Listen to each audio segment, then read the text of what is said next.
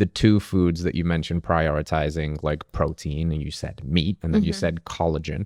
And I'm very interested because that, again, seems to be like more associated with the masculine. And what do you think of like the cultural tropes that like, you know, ladies go out and they order a salad, and maybe if they're feeling, you know, excessive, they get a bit of white fish until after, and they eat light and they eat like rabbit food, and you're out here like, no, meat is really powerful and empowering and serves your health. But there does seem to be this cultural pull towards more of a plant-based diet. And we were looking at statistics before we jumped on the show. It's pretty much 70% of people that choose to go vegan are females. So it's much more alluring to that energy for some reason. Maybe it's supposedly more feminine to not eat meat.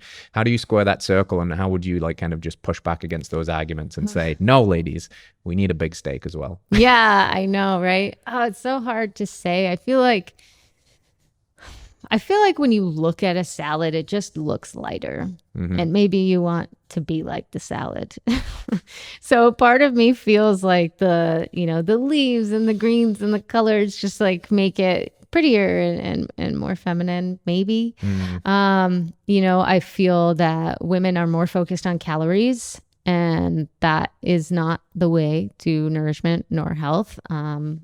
And constantly being in that caloric deficit has multiple consequences later.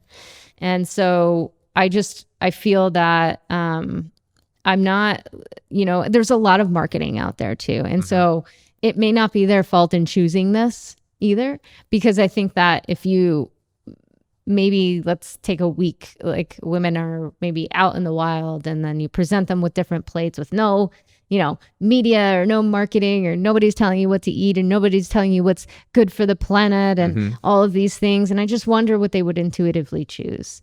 And many times, and especially in, their most vulnerable state, a lot of women may choose actually meat and something that's nourishing. So in their most vulnerable state, right? But when they are fed this stuff of what being feminine looks like, it's not real. So they're just trying to match up to that. But when inside they're really just depleted of, vitamins and minerals and all of these nourishing nutrients that really actually make you feminine and make you a real good host for, future family. Yeah, right. And that's what really feminine is to me. Yes. And I think there's a lot of women who, I guess not a lot of women, but the women who are carnivore or who are animal based, they don't look super jacked or, masculine or anything like that. Sure, maybe certain women do look like that because that is their goals, or they're competing, or, they're doing these CrossFit sports and they are maybe scooping creatine and having tons and tons of gains. But, the amount of protein you need is 1 gram per pound of body fat. And that will not get you to Arnold Schwarzenegger. No. It's funny, like, I think men always hear women say, oh, I'm not resistance training because it'll make me bulky. And they're like, I've been trying to get bulky for a decade. Yeah. Like, it doesn't work like that, especially when, the hormonal backbones of the body, like less testosterone and stuff, would make that even more, challenging, unless you're, on some kind of an exogenous support and, maybe getting some extra help there chemically. But, for the most part, I think you're right. And, this potentially like this failing then of women because of this really trendy, sexy vegan hand grenade that they lob over the fence. Like, it's good for you, it's good for the planet, it's good for the animals. And, we've talked ad nauseum about pushing back against that.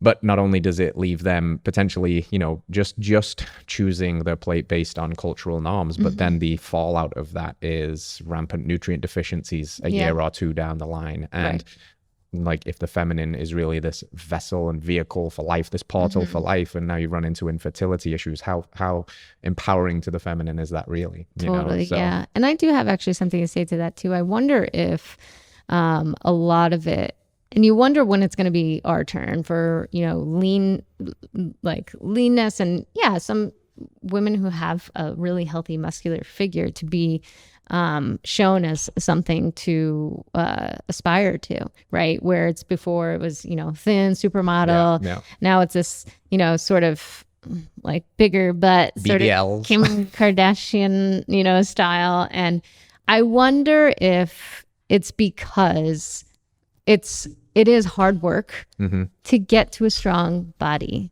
You know, that there's not a lot of people, there's not a lot of grit from women that want to face that and to do that, you know. And I think that that's the important message, is to say that you can do it. You can, you know, it's not easy, but you need to embrace the suck. You need to make it things, you know, almost harder for yourself. Before, you know, this online on the podcast, I talked about go the path of least resistance, like, or most resistance. Yeah. Don't go the path of least resistance. Go the path of most resistance, because that is going to make you stronger and healthier, stronger bones, you know, and I don't think that there's many women, maybe, you know, inspirational or celebrity sort of style women that do that. And so therefore, you know, someone to look up to is not in that field, and you know, therefore then you can't market it towards that and all these things. So I don't know, that's just what I think in my brain, that could be potentially what's happening too. It's just that there is no model to look after. To strive for that. Yeah, no, that's an excellent point. And I think, you know, just coming back around on that, choosing the chosen adversity again of just like growth. And I have this trite little aphorism I like a lot, which is easy choices, harder life, harder choices, easier life. Totally. Because in making that harder choice, you get to really grow into the possibility of who you could be. And that's for everybody to choose, you know, what they're aspiring to, and maybe, reassess what role models we have in culture. And is that something you actually want, or is that something you are being told that you should want? Because, I don't know, Kim K has a nice fake bum, for example, right? Is that, would that fix, you know, what's really, you know, alive in you? So hello friends, if you enjoyed that clip, then you can watch the entire thing by heading to this link over here, or you can find us wherever you find podcasts by searching Radical Health Radio. If there's value here, please hit that like button, let us know in a comment what your biggest takeaway was, and hit subscribe. Support the show as we support you. We'll see you soon.